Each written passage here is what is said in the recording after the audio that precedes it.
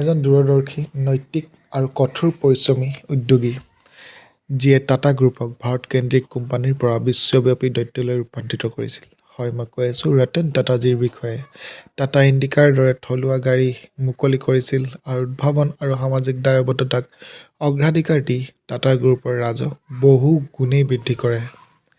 তেওঁ Tetley, Jaguar, land ৰভাৰ আৰু কৰাচৰ দৰে আন্তঃৰাষ্ট্ৰীয় কোম্পানী অধিগ্ৰহণ কৰে, যাৰ ফলত টাটা গ্ৰুপৰ বিশ্বব্যাপী সম্প্ৰসাৰণ ঘটে। ভাৰতৰ প্ৰথমখন থলুৱা যাত্ৰীবাহী গাড়ী নিৰ্মাণ টাটা মটৰ্ছৰ সপোন তেওঁ বাস্তৱায়িত কৰিলে, যিটোৱে বিপুল সফলতা লাভ কৰে। তেওঁ টাটা গ্ৰুপৰ ভিতৰত দলীয় কাম, উদ্ভাৱন আৰু উৎপাদনশীলতাৰ ওপৰত গুৰুত্ব আৰোপ কৰিছিল, যাৰ ফলত ৰাজহ 40 গুণ বৃদ্ধি আৰু লাভ 50 গুণ বৃদ্ধি পাইছিল।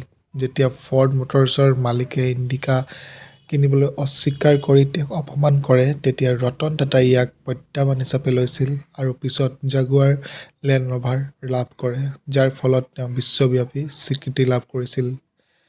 ৰতন টাটাই তেওঁৰ সততা, নৈতিকতা আৰু কৰ্পৰেট সামাজিক দায়বদ্ধতাৰ বাবে পৰিচিত আছিল।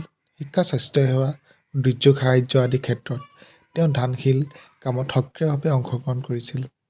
ৰতন টাটাই টাটা গ্ৰুপক ভাৰতৰ অন্যতম বৃহৎ আৰু সন্মানীয় ব্যৱসায়িক ঘৰ হিচাপে গঢ়ি তুলিছিল।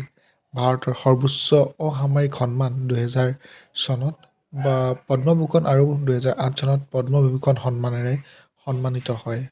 এয়াই আছিল আমাৰ ৰতন টাটাজী। বন্ধুসকল, এনেধৰণৰ ভিডিঅ'ৰ বাবে ছাবস্ক্ৰাইব কৰিবলৈ নাপাহৰিব।